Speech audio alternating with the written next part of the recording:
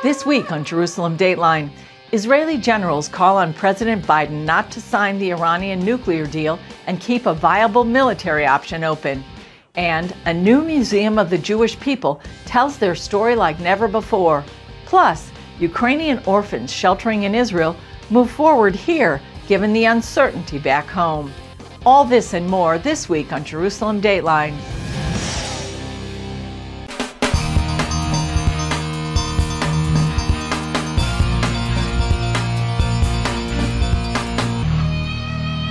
Hello and welcome to this edition of Jerusalem Dateline. I'm Julie Stahl.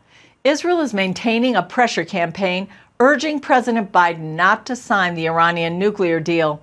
The latest effort includes a plea from thousands who spent their careers protecting Israel.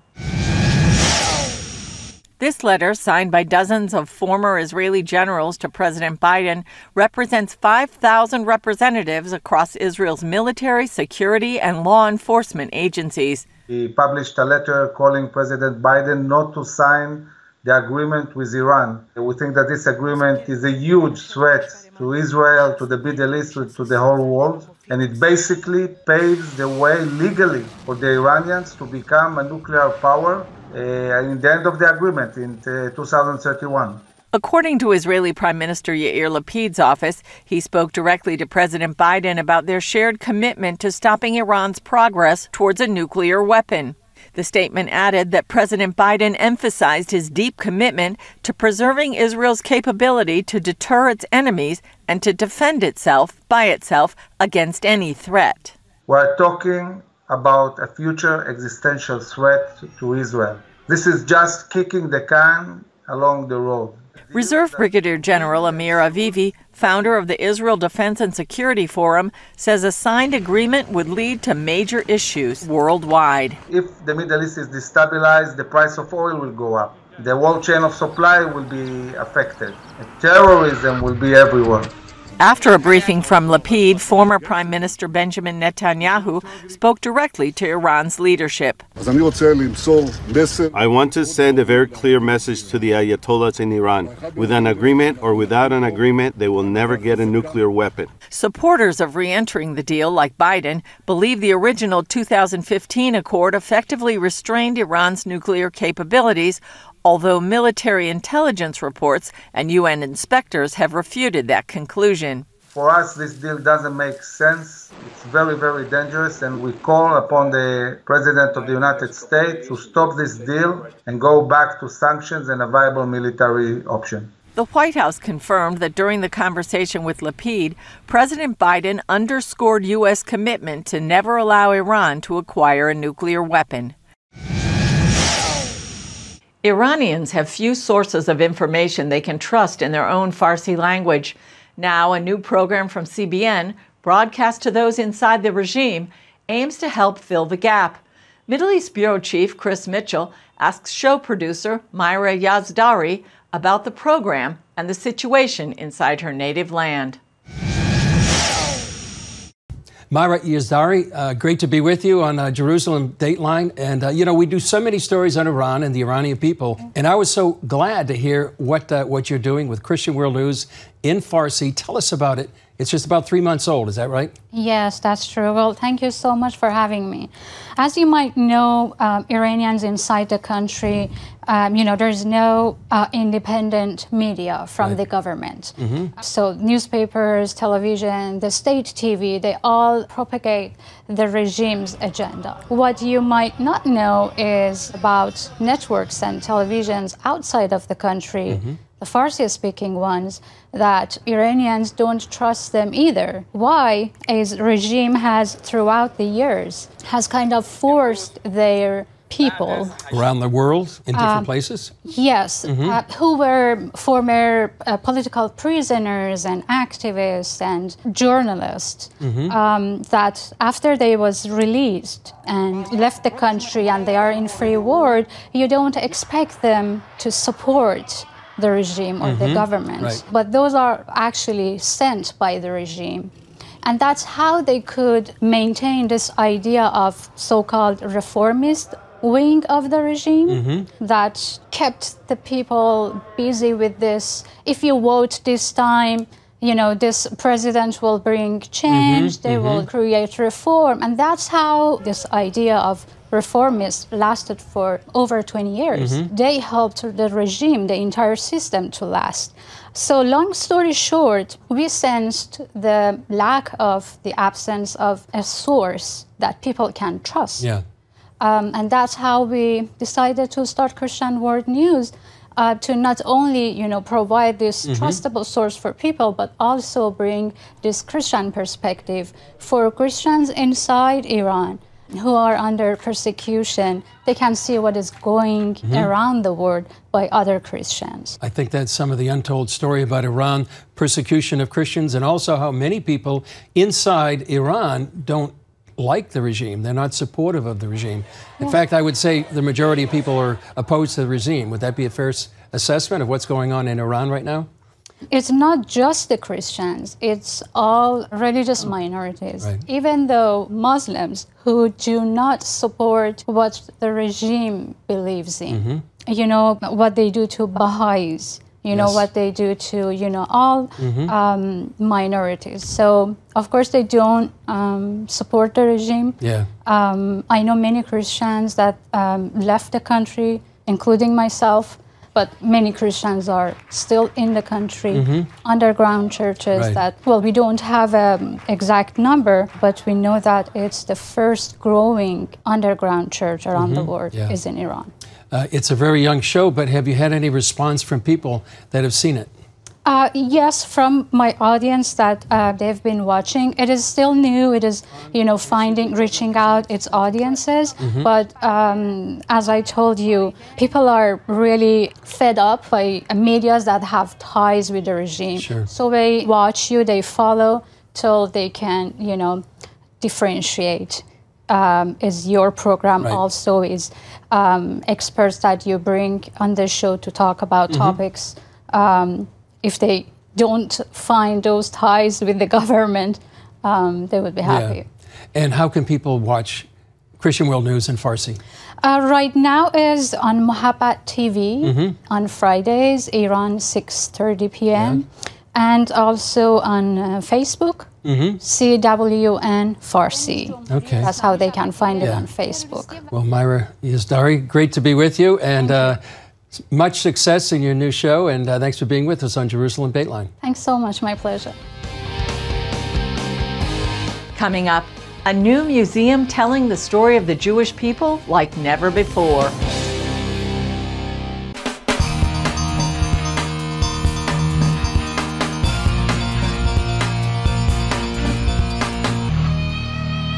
When God wanted to tell the story of his faithfulness through the ages, he chose to do it through the Jewish people. Now that history is the subject of a new museum in Israel.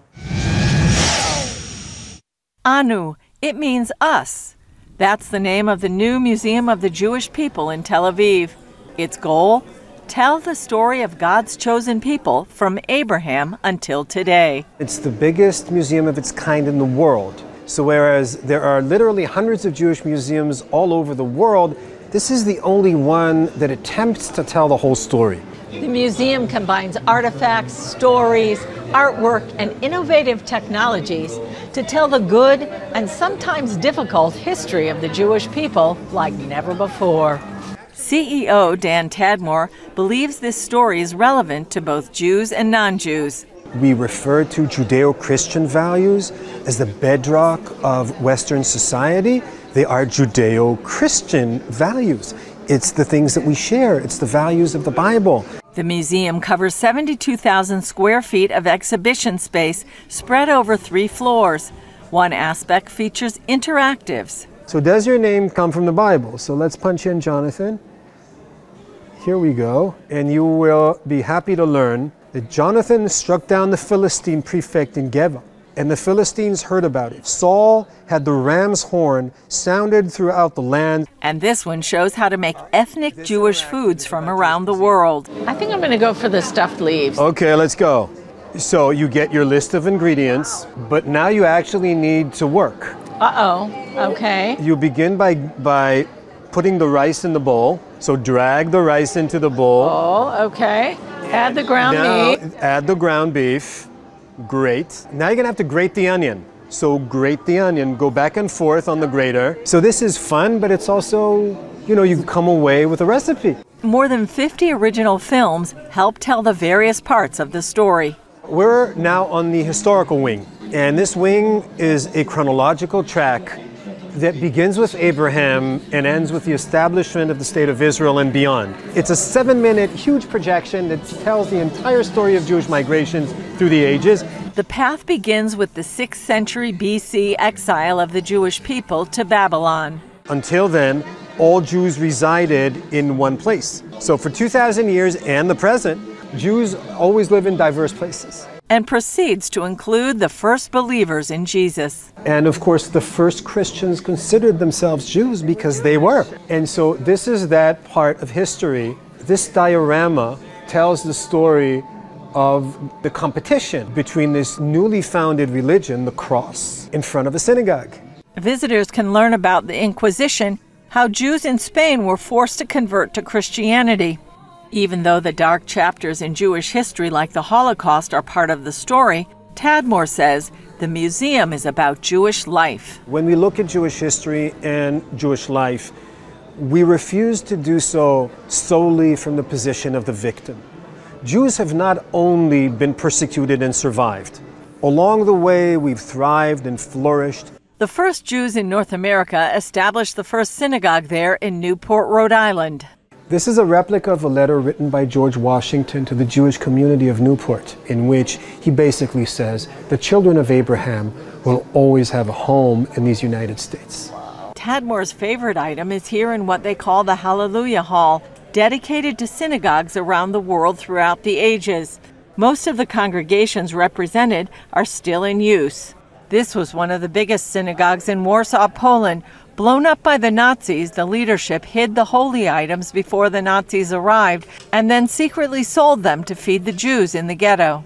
So this is the actual object from a synagogue that was destroyed by the Nazis over 70 years ago. And it miraculously survived because a Swedish philanthropist acquired it. It somehow made its way to Stockholm, probably because you were able to dismantle it and send it.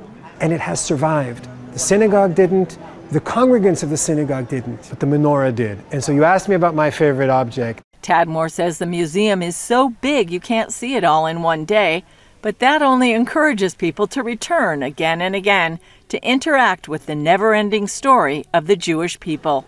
Julie Stahl, CBN News, the Museum of the Jewish People, Tel Aviv.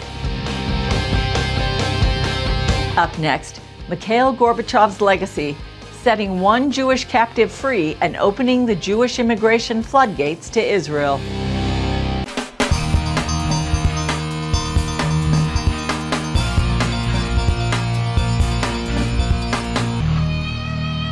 Israeli Prime Minister Yair Lapid hailed former Soviet leader Mikhail Gorbachev as a brave leader. Gorbachev died at 91 on August 30th. Lapid also credited Gorbachev with opening the gates of the Soviet Union to allow a great wave of Jewish immigration in the 90s.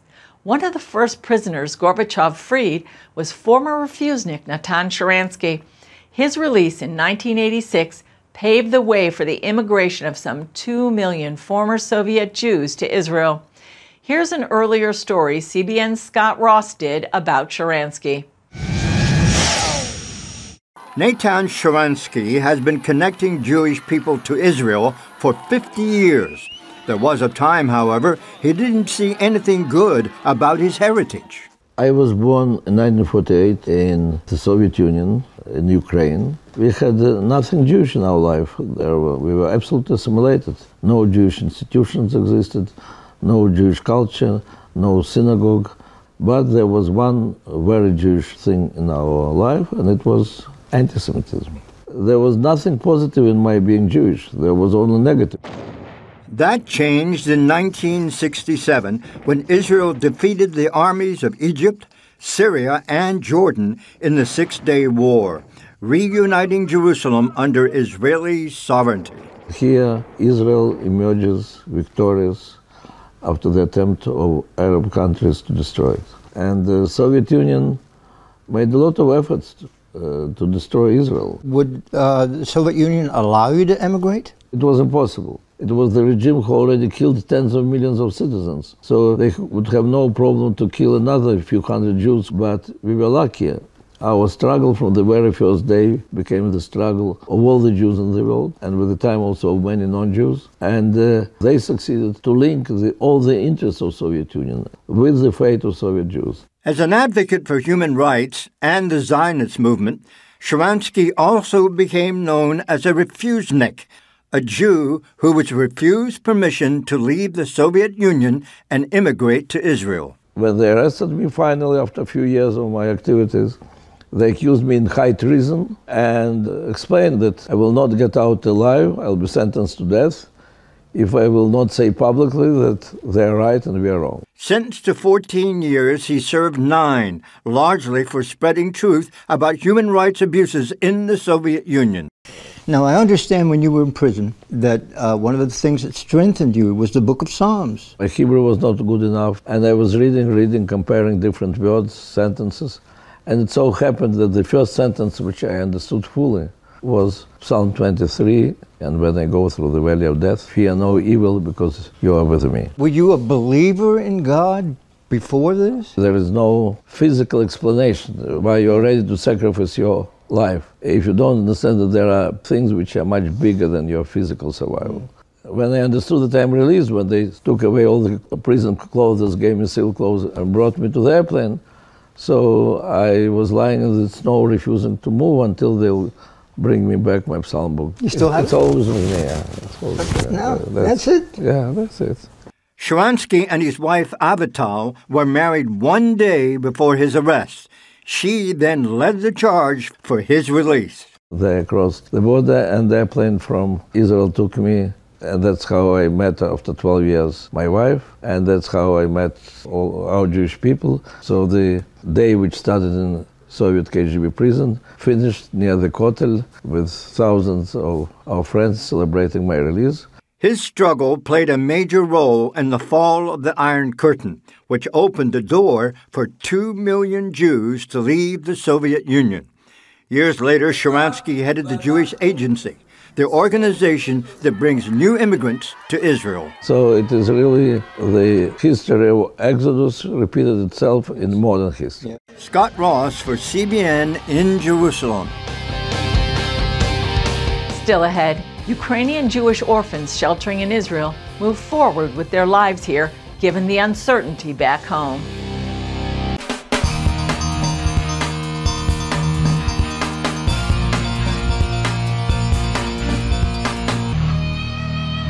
When more than 100 Jewish orphans and others fled war-torn Ukraine 6 months ago, they found a short-term home in Israel. The group is moving forward with their lives here for now, given the uncertainty back home. A rabbi and his wife led the orphans, other children, and staff out of Ukraine and found a safe landing outside Jerusalem. The sign behind me says Bruchim Habaim. That's welcome in Hebrew. And these Ukrainian refugees have certainly felt welcome here at Nes Harim for the last 6 months.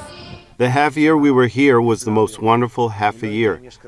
We didn't know there was such a thing in the world, that they would receive us with such love.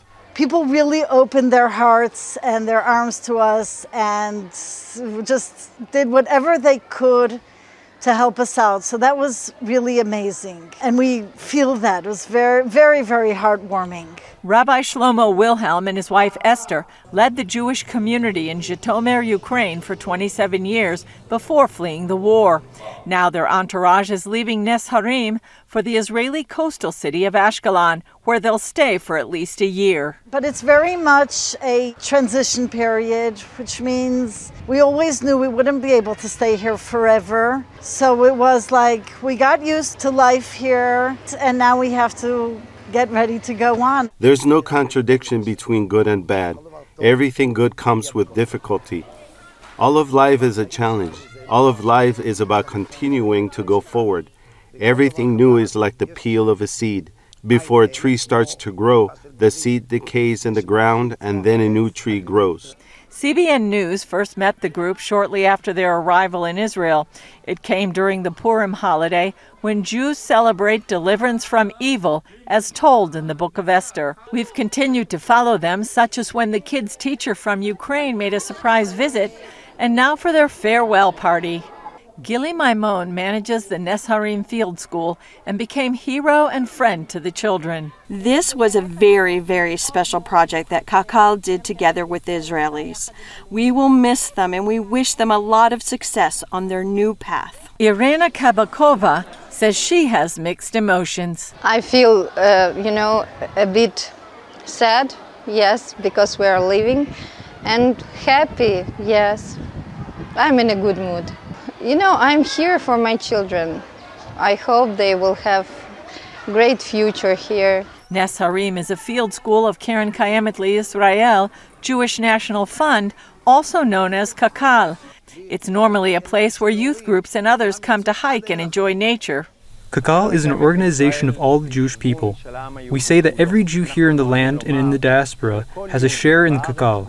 Therefore, it was clear and natural that we would help the Jews in Ukraine. CEO Ben Ami says Kakal also is helping Jews still in Ukraine with humanitarian aid. It was our privilege to fulfill part of the goals, part of the aspirations of Kakal. It was exciting, it was humane, and it really emphasized how important Kakal is, not only for Israel, but for Jews around the world. Julie Stahl, CBN News, Nesharim, Israel. That's all for this edition of Jerusalem Dateline. Thanks for joining us. Remember, you can follow us on Facebook, Twitter, Instagram, and YouTube. And you can also access CBN content through our CBN News and other CBN apps.